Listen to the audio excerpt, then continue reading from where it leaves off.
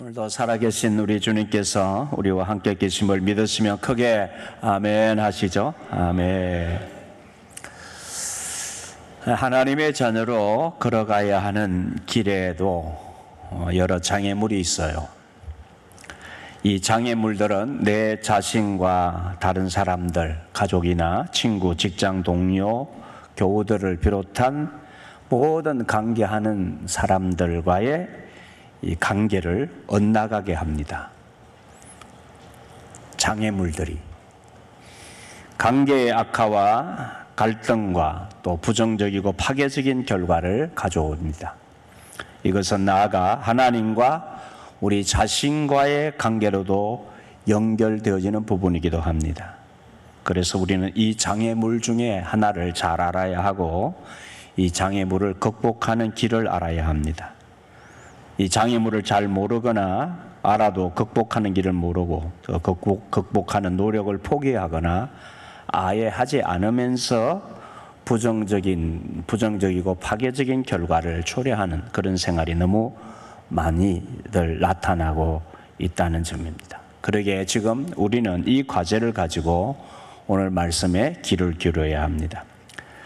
우리 모두가 하나님의 자녀이기에 주님께서 우리의 생활 속에서 이 장애물을 극복해서 아름답고 복된 자의 삶을 살아가는 그 길을 알려주는데 그것도 하나의 분명한 길이 오늘 말씀 가운데 주어집니다. 자, 오늘 존 웨슬리 표준설교 말씀을 전하는 시간인데, 웨슬리는 오늘 주님의 이 산상수훈의 본문 말씀 마태복음 7장 1절로 12절을 통하여 두 부분으로 나누어서 설교를 했습니다.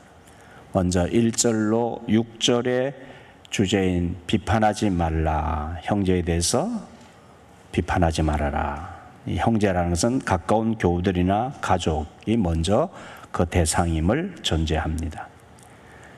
이 말씀과 7절로 12절의 주제인 구하고 찾고 문을 두드리라 하는 이 기도와 간구의 간청에 관한 말씀을 한 번에 설교를 다 했어요. 웨슬리는. 근데 이 설교는 웨슬리가 해서 당시의 설교는 굉장히 길었어요. 근데 요즘 우리 웨슬리처럼 한꺼번에 다 하려면 여러분 다 졸거나 그냥 갈 거예요. 가실 것 같아서 저는 두 부분으로 첫 부분 설교만 오늘 하고 다음번에 두 번째 설교를 하려고 합니다. 웨슬리는 이 설교에서 먼저 마태복음 5장에서 7장의 산상수훈을 두 부분으로 먼저 요약해서 이렇게 다시 확인합니다. 첫 번째, 주님께서는 참된 신앙의 삶의 모든 면모를 전달하신 후에 5장에 하나님의 말씀을 무익한 것으로 만드는 인간의 허식과 거칠에 대해서, 그리고 모든 외적인 행위, 경건의 행위나 자비의 행위, 일상의 세상에서 행하는 행위가 내포해야 할 바른 의도에 대해서 말씀하셨다고 전하죠. 정리해서 6장에. 그리고 7장은 참된 하나님의 자녀의 길을 가로막는 주된 장애물이 무엇인지 지적하고 적절하게 적용하심으로써 모든 가르침을 마무리하십니다. 자, 마태복음 5장에서 예수님은 내적 진리의 다양한 가지에 대해서 말씀을 하셨습니다. 참된 그리스도교를 구성하는 영혼의 기질, 그것이 없다면 누구도 주님을 뵐 수 없는 바, 저 거룩한 성품에 대해서 설명을 했습니다. 그리고 그리스도를 통해 하나님 안에 있는 저 살아있는 믿음, 그 믿음의 샘으로부터 흘러내릴 경우에 본성적으로 또한 본질적으로 선하며 하나님께서 받으실 만한 그런 생활과 마음에 대해서 설명을 했습니다. 6장에서는 어떻게 그 자체로는 중립적인 모든 외적 행위가 순수하고 거룩한 의도에 의해 거룩하고 선하며 하나님께서 받으실 만한 것이 될 수 있는지를 보여주셨습니다. 이런 의도가 없다면 어떤 행위도 하나님께 무가치한 것이며, 반면에 그런 의도가 있을 경우 모든 외적 행위가 그분께 값진 일이 된다고 밝혔습니다. 자, 웨슬리는 말합니다. 마태복음 7장 전반부에서 예수님은 이러한 하나님의 자녀로서의 아름다운 생활을 이루는 데 있어서 가장 흔하고도 치명적인 장애물이 무엇인지를 주님께서 지적하셨음을 말하고 있습니다. 7장 후반부에서는 다양한 동기를 부여하시면서 이 모든 장애물을 넘어서 우리를 향한 하나님의 부르심의 상을 얻으라고 가르치셨음을 상기시키고 있습니다. 여러분, 우리가 인간 세상을 살아가면서 경험하는 가장 어려운 일 중 하나가 있습니다. 바로 사람과의 관계가 어렵죠. 이 인간관계라는 것은 참 어렵습니다. 그런데 이 먼 사람끼리는 관계를 안 맺고 사니까 서로 참견할 일도 부딪힐 일이 없어요. 그렇잖아요. 그냥 사무적으로나 일반적이고 의례적인 관계를 맺으면 돼요. 그렇게 살면서 서로 일정 거리를 두고 적당하게 처신하고 살면 됩니다. 하지만 사람은 서로 가족관계, 친구관계, 교우관계, 직장 동료 관계 등 보다 더 밀접하고 늘 자주 만나고 소통하면서 생활을 함께 공유하며 살아야 하는 그런 관계에서 살아가는 것이 인간의 존재예요. 그러니까 관계의 어려움은 먼 사람에서 생기는 게 아니라 가까운 사람에게서 생기는 거예요. 이걸 항상 염두에 두세요. 관계의 어려움은 가까운 사람에서, 가족에게서, 가장 친한 부부에게서, 가장 친한 친구나 교우 관계에서, 혹은 직장 동료 관계에서 생기는 거예요. 늘 만나고 늘 같이 있어야 되니까, 그 관계에서 뭔가를 해야 되니까. 깊은 산속이라 외딴 무인도 같은 섬에서 혼자 사는 것이 인간이 아니라면 말입니다. 이처럼 가까운 사람들 사이가 참 좋기도 하면서 때때로 갈등과 불행의 관계가 되기도 합니다. 주님께서 오늘 말씀하시는 첫 번째 이 주제가 바로 이 문제를 다루시는 말씀이죠. 우리 그리스도인의 생활의 가장 중요한 덕목인 사랑의 거룩을 이루어 나가는 길에서의 첫 번째 장애물이라는 것이죠. 그것을 어떻게 극복하는 것인가 하는 것이에요. 바로 첫 번째 장애물은 남을 정죄하는 행위라는 것입니다. 비판을 받지 아니하려거든 비판하지 말라. 너희가 비판하는 그 비판으로 너희가 비판을 받을 것이다. 처음으로 회개하고 복음을 믿은 때부터 사랑으로 완전해질 때까지 하나님의 자녀인 우리에게 이런 경고가 필요하지 않은 삶의 단계란 없습니다. 남을 정죄할 기회와 유혹은 늘 넘쳐나고 대부분 잘 위장되어 있어서 상황을 알아차리기도 전에 이미 죄에 빠져 있는 경우가 많습니다. 다른 사람에 대한 정죄는 늘 정죄하는 사람 자신의 영혼에 상처를 입히고 그를 하나님의 의로운 심판대 앞에 세웁니다. 뿐만 아니라 정죄받는 자를 낙심시켜서 거룩을 향한 그의 영적 진보를 크게 저해시키기도 합니다. 이 말이 웨슬리가 먼저 다른 사람에 대한 정죄는 정죄하는 그 사람 자신의 영혼에 상처를 입힌다는 거예요. 정죄를 하면 정죄하는 나에게 상처를 입혀. 그리고 그 자신을 정죄하는 내 자신을 하나님 앞에 나를 세우는 거예요. 이 정죄하는 것이 정죄받는 그 사람에 대한 문제이기 이전에 내가 하나님 앞에 정죄받는 자리에 세워지는 것이다. 이게 굉장히 중요한 말을 하고 있는 것이죠.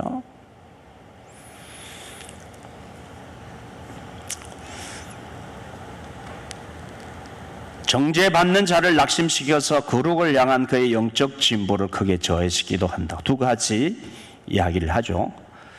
정죄의 선뿌리가 돋아날 때마다 그것에 끌려간 진리 자체가 비방을 받고 우리를 부른 저 고귀한 진리가 모욕과 모독을 받게 됩니다.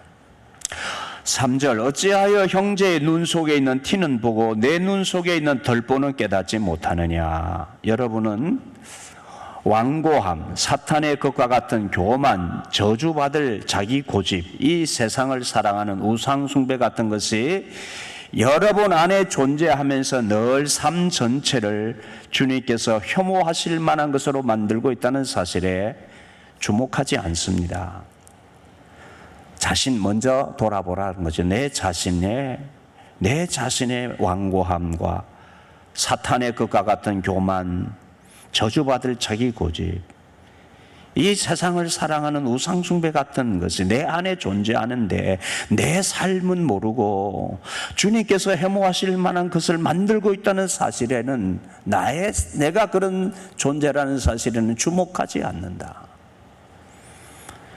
사람들을 염려하는 척하지만 정작 자기 자신의 영혼에 대해서는 관심이 없는 위선자 여러분, 그러니까 아니 교인들을 향해서 그런 사람들 불특정 다수 어떤 사람을 특정하지 않았지만 교인들을 향해서 사람들을 염려하는 척하지만 정작 자기 자신의 영혼에 대해서는 관심이 없는 위선자 여러분, 이렇게 위선자 여러분, 실제로는 하나님을 사랑하지도 두려워하지도 않으면서 그분에 대한 열심을 가진 척하는 여러분이요, 먼저 여러분 눈에 있는 덜보를 빼내십시오.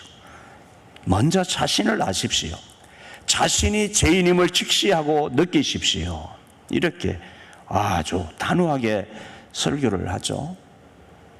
제가 이 용어를 그대로 채택해서 여러분에게 설교를 했다면은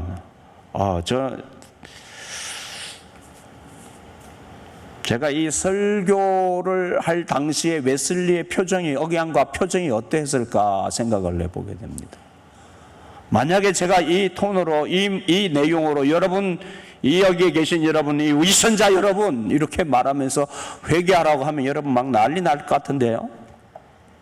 예?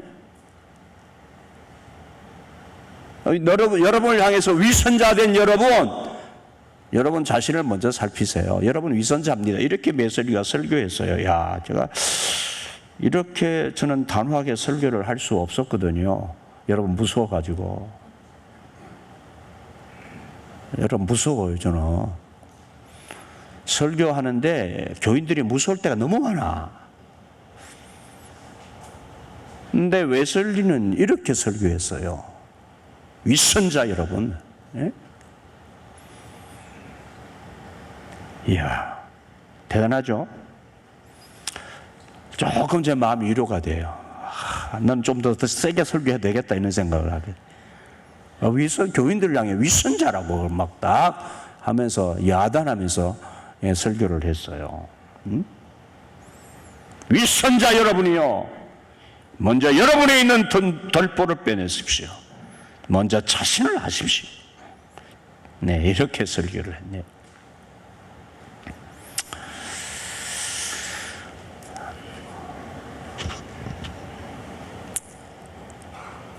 우리는 누가 나를 위선자라고 한다든지 내 자신을 정말 돌아봐야 된다고 하는 설교, 내 자신의 부족과 허물과 죄를 지적하면 너무 싫잖아요. 그렇죠?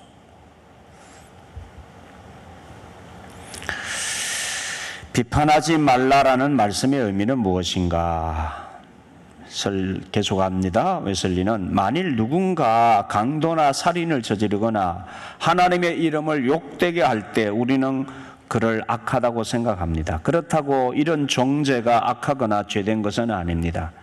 이런 정죄는 이웃에 대한 사랑과도 상충하지 않습니다. 다른 사람에 대한 정죄라고 해서 모든 것이 다 주님께서 책망하시는 정죄는 아닙니다. 문제는 무고한 자에 대한 정죄를 먼저 생각해야 되는 것입니다. 주님이 경고하시는 심판은 사랑에 반하는 방식으로 다른 사람들을 생각하는 것을 가리킵니다. 첫째, 하지 않은 말과 행동에 대한 비난이 정죄라는 것이에요. 무고한 자에 대한 정죄. 이거 아니죠. 그렇게 하면 큰일 나죠. 그렇죠? 네. 하지도 않은 일에 대해서 하지 않은 말과 행동에 대한 비난을 하면 무고한 자에 대한 정죄입니다.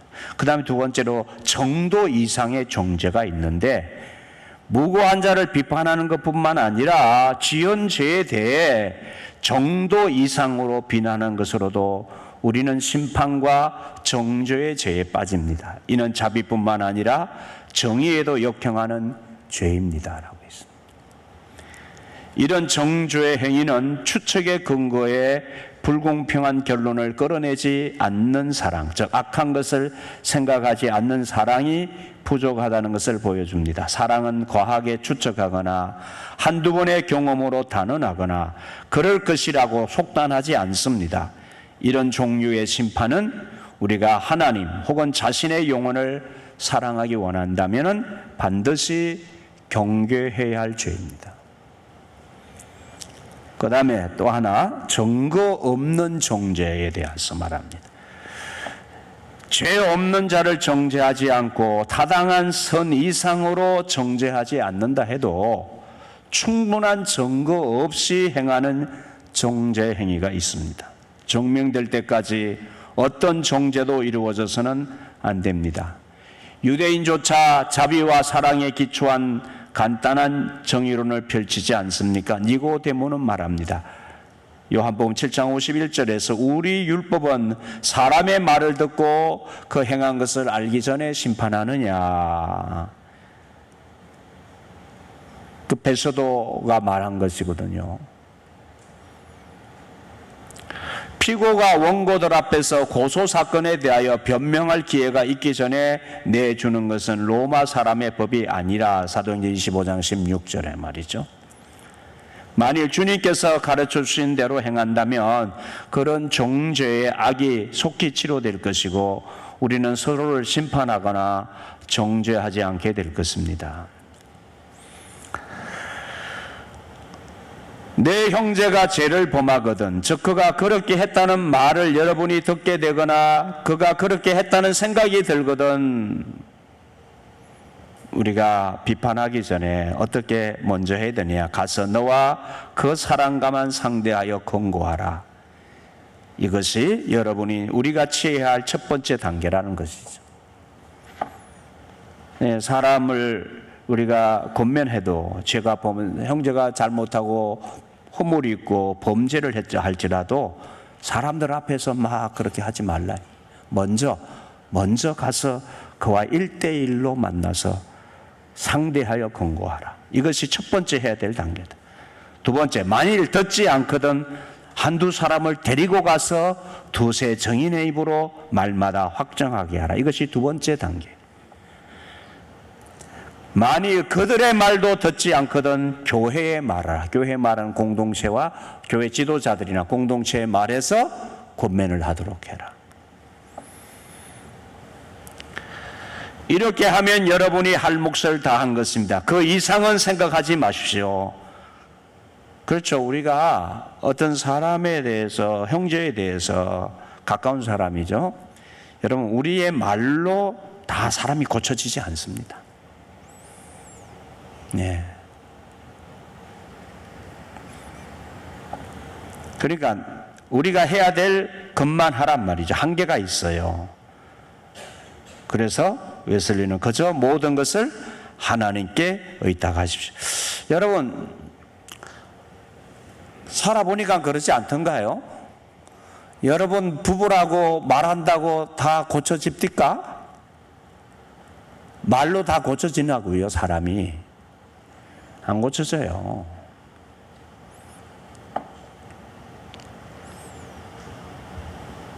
부모 자식 간의 관계 속에서도 부모가 자식에게 이래라 저래라 잔소리하고 말한다고 다 고쳐집니까? 안 고쳐져요.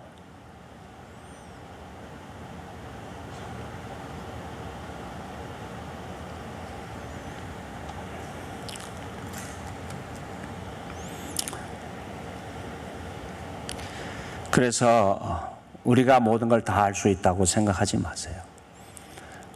안 되는 건 안 되는 거예요. 그렇죠? 동의하시면 끄떡끄떡이라도 하세요. 안 되는 건 안 되는 거예요. 예. 할 수 있는 데까지만 하고 그 이상은 하나님께 맡기셔야 돼요. 하나님께. 웨슬리가 그렇게 설교하는 거예요. 웨슬리도 아니까. 경험상 우리가 안 되니까요.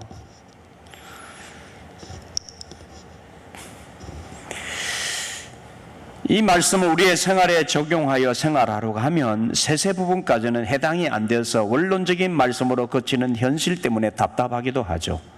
단순한 방법으로는 해결이 안 되는 상황이 아주 많다는 점이 우리를 곤혹스럽게 한다는 것입니다. 그런 면에서 우리는 이 말씀의 원론적인 면과 다양한 상황에서 생기는 문제를 어떻게 연결시켜 적용을 해서 보다 나은 관계를 만들어낼 수 있을까 하는 고민과 숙제가 늘 우리에게 있는 거예요. 여전히 우리가 풀어야 할 과제인 것이고 그건 사실이지만 모든 것이 단번이나 단시간 안에 이루어지지 않는 일이 우리에게 있다는 것이에요.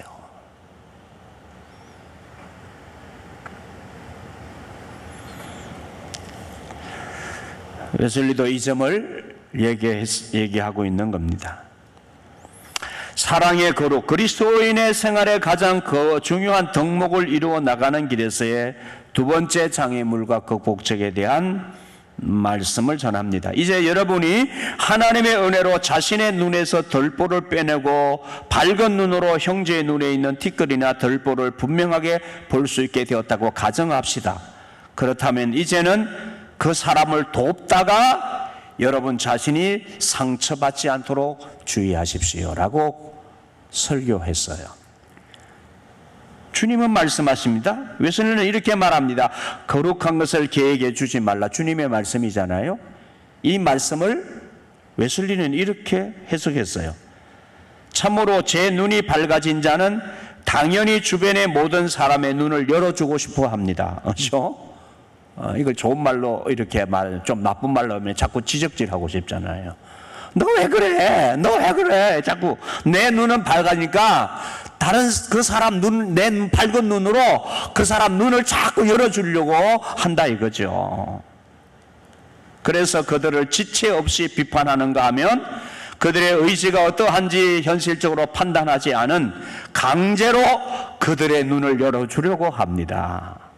그러다 상처를 받습니다. 따라서 제 눈의 덜보가 사라지고 그래서 하나님이 완전하신 같이 그렇게 완전하게 되는 그 길을 걷는 자들이 마주하게 되는 두 번째 또 다른 큰 장애는 그런 분별력 없는 열심입니다. 웨슬리는 분별력 없는 열심이라고 그랬어요.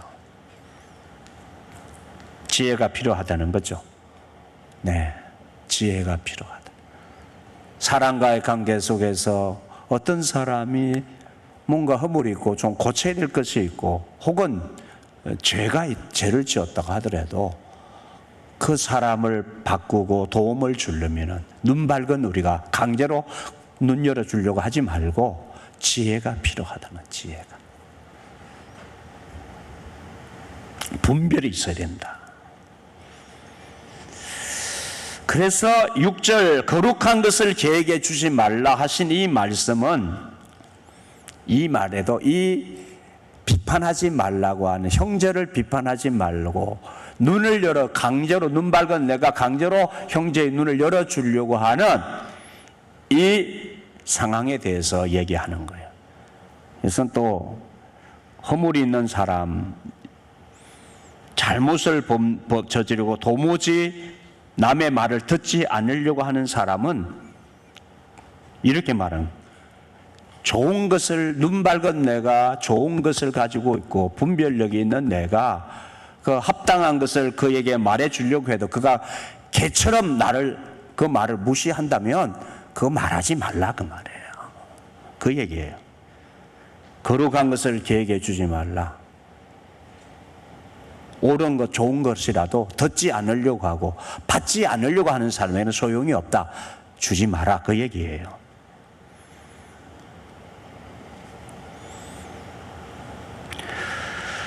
분별력이 생겨서 이제 그가 하나님께 나선 자일 뿐만 아니라 원수이고 그런 칭호, 개와 같은 부류, 더럽히는 사람에 상응하는 자가 분명해지면은 그런 자에게는 거룩한 것을 주지 마십시오.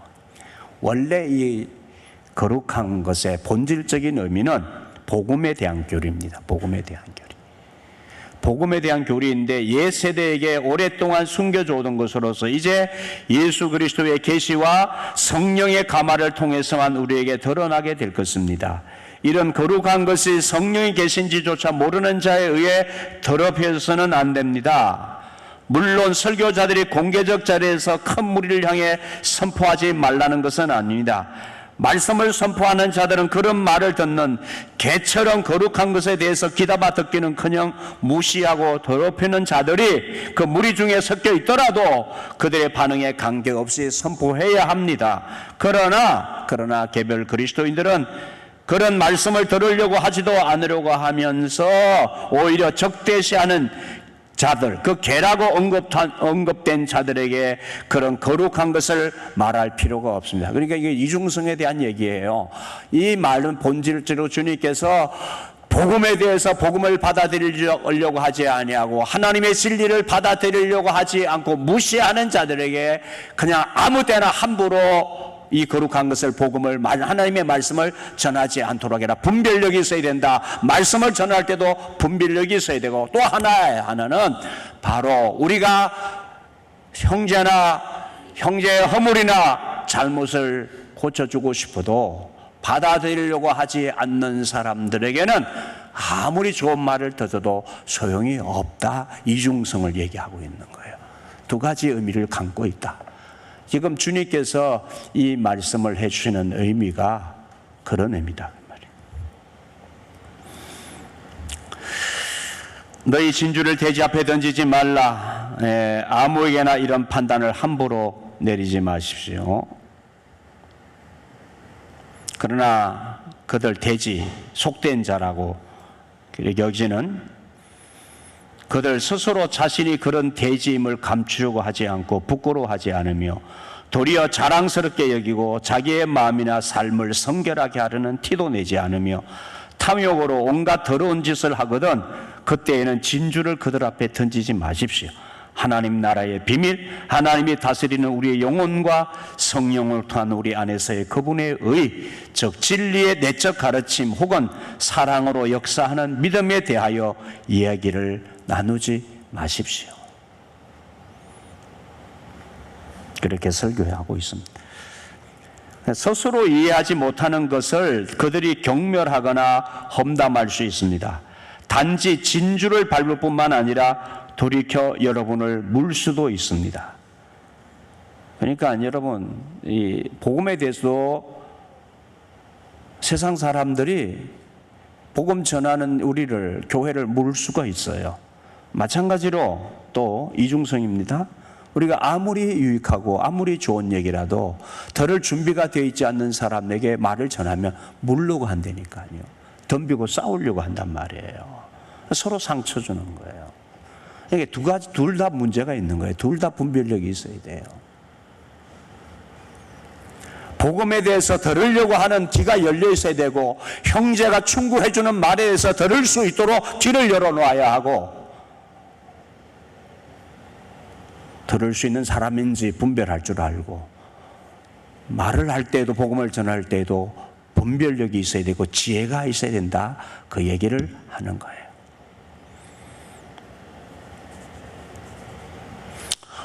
오늘 한국 교회에 전도하는 일의 문제가 뭐냐면은 분별력 없이 전도한다는 거예요. 지혜가 없이 마구잡이시. 그러니까 복음을 막 전해지는 복음, 전도지 막 훼손하잖아요. 구겨버리고.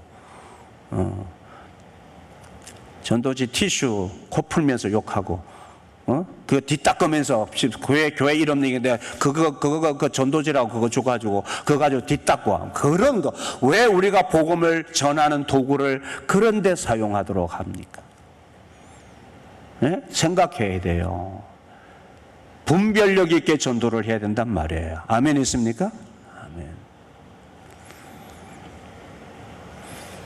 그러니까 복음을 값싸게 여기는 거예요. 전도를 귀하게 안 여겨요. 교회를 귀하게 안 여기는 거야.